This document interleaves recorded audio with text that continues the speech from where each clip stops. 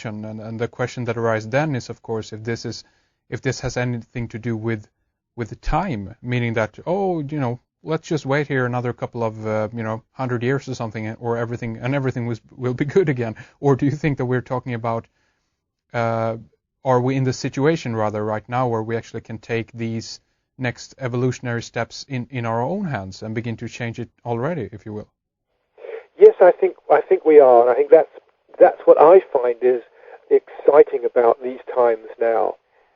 And there's two sides of this.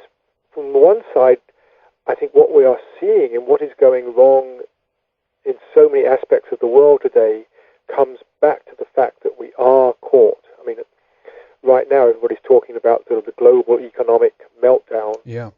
And we can see how, one major factor in that has been human consciousness. It's been human greed, or human beings not wanting to think about where this is going in the future, wanting, more for ourselves in the moment.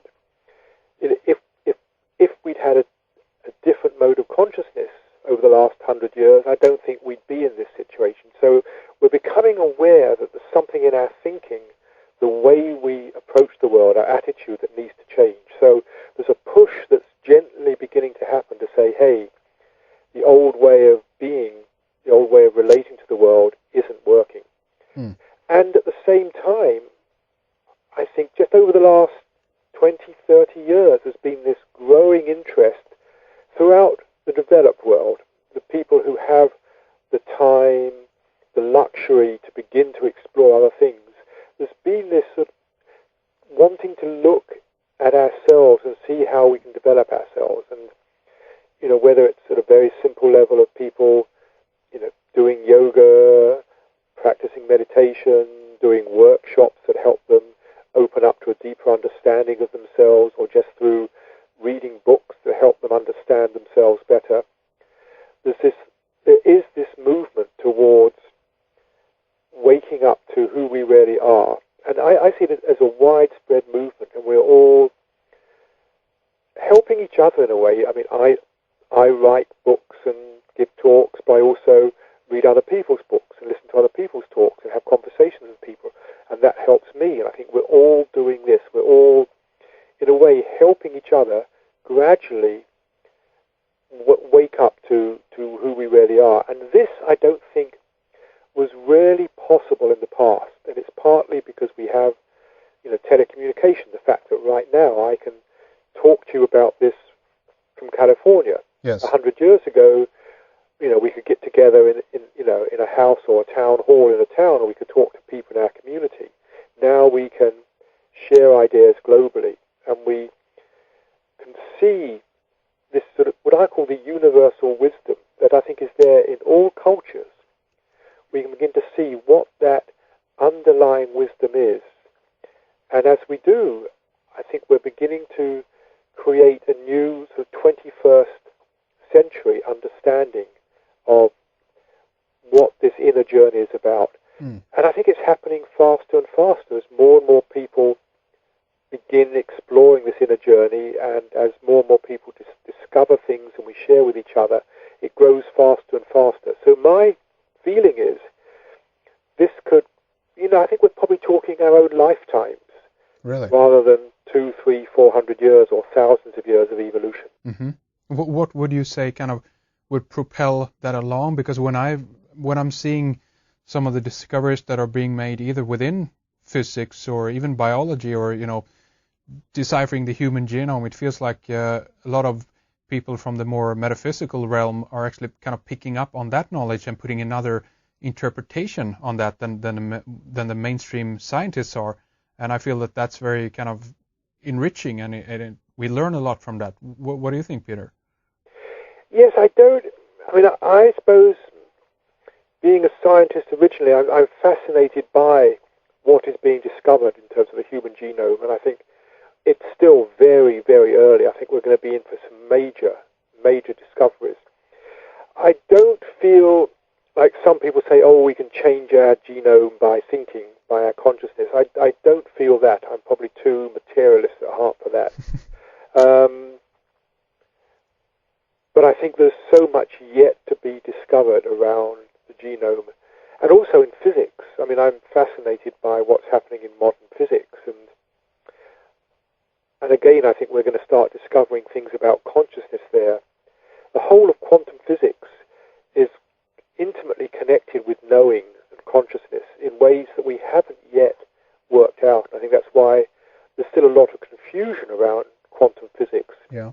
It's because we are trying to understand it purely from a physical point of view, rather than seeing that in quantum physics there is this intrinsic relationship to knowing, to consciousness.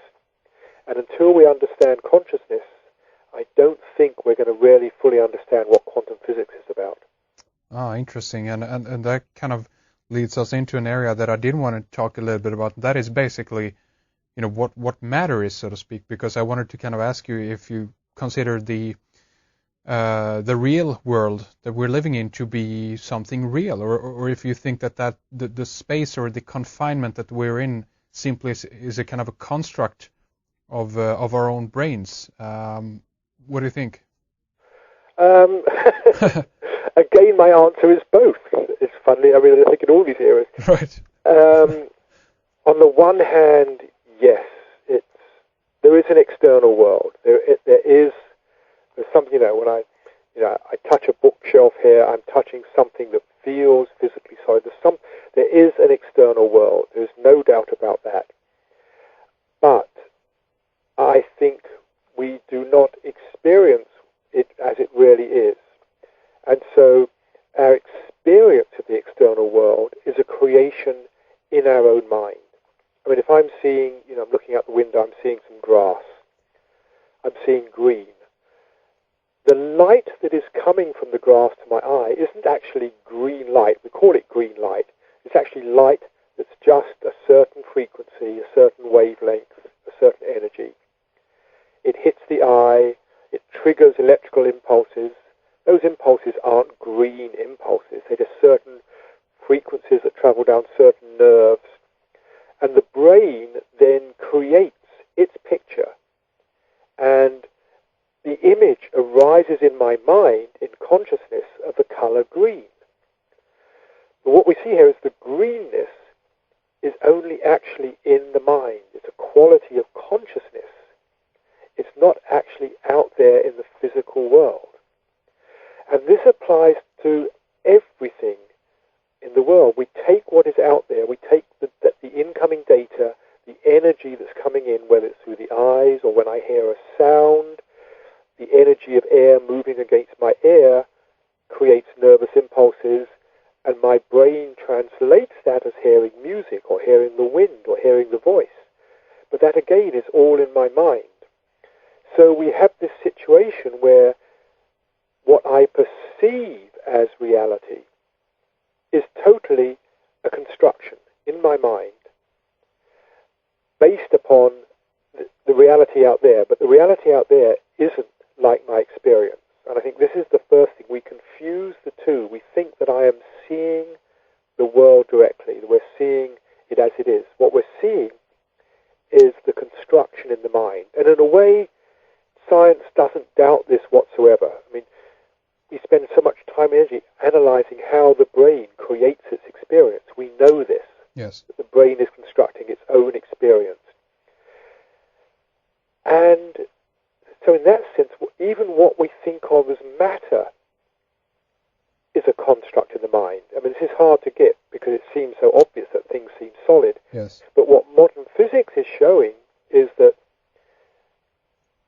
there's, in a sense, nothing there. When we get down to it, what is an atom? It's like mostly empty space with electrons, protons flying around each other. And what are they? They aren't even matter as we think of it. They aren't particles. They aren't little tiny lumps of matter. That's just a way of thinking about it. All we know is there's some potentiality there for something to appear in a certain way. It's like there's nothing there. And I think what we do is we take our experience, and in our experience we think of particles. We have that in our experience, and we imagine that's what the real physical world is like.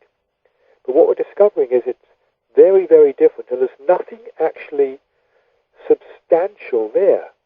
Yes. I mean, the reason my hand won't go through this piece of wood is because the forces, the electrical forces which hold all the molecules in my finger together, won't penetrate the electrical forces that hold all the atoms of the wood together. So there's a big resistance there. And in fact, as we know, if you put really high pressure on things, really high pressure, you can actually make matter pass through matter if you put sufficient pressure to overcome those forces. Have they done those kind of experiments? Yes. You can take like a piece of metal and push it against another metal, and the atoms begin to sort of break through the force. It takes very, very high pressure. Yes. But they sort of break through, and it's one way of sort of welding things together. You push them so the atoms begin to penetrate each other, but you have to use huge pressure because you've got to overcome these very strong electromagnetic forces that hold all the bits together. Interesting. So it's like, yes, to us the world appears very solid physical matter, and yet in the final analysis we know it isn't actually solid, it isn't actually matter. All our concepts of matter are just concepts which we've created in terms of our own experience of matter. And what modern physics is showing is none of our concepts actually apply to the real nature of the world. It's fascinating. But that doesn't mean to say we just say, oh, there's no matter out there. It's clear that the way we experience it as matter. We experience the grass as green. Yes. And that's how we live our lives. So this is more like understanding that we live in this created experience, which is very different from the real nature of things. Did you see this news story just a few days ago here that talked about that scientists have kind of confirmed at this point, or they have understand now where a mass actually comes from? Did you see that article? Where mass comes from? Yeah. No, was this to do with the Higgs boson? Well, this is actually more about the quarks and the gluons, actually. No, I didn't see it. That's interesting. I've missed that one. I'll probably come across it soon. I'll go and chase it. Can you briefly say what it was? Yeah, I can read the first two paragraphs here quickly and get your take on it, if you will, here. Yes. It says, the standard model of physics got it right when it predicted where the mass of ordinary matter comes from, according to a massive new computation effort. Particle physics explains that the bulk of atoms is made up of protons and neutrons, which are themselves composed of smaller particles known as quarks, which in turn are bound by gluons. The odd thing is, the mass of gluons is 0, and the mass of quarks accounts for only 5%. Where, therefore, is the missing 95%? And it goes on to say here, the answer, according to theory, is that energy from the interaction between quarks and gluons accounts for the excess mass, because as Einstein's famous E equals mc squared equation proved, energy and mass are equivalent. Gluons are the carriers of the strong nuclear force that binds 3 quarks together to form 1 proton or neutron. These gluons are constantly popping into existence and disappearing again. The energy of these vacuum fluctuations has to be included in the total mass of the proton and neutron. The new study finally crunched the numbers on how much energy is created in these fluctuations and confirmed the theory, but it took a supercomputer over a year to do so. So basically what I'm getting out of this is that basically because of these fluctuations, as it's called, basically energy in that sense, that is what matter is, really, if you boil it down. What's your take on it, Peter? It makes a lot of sense.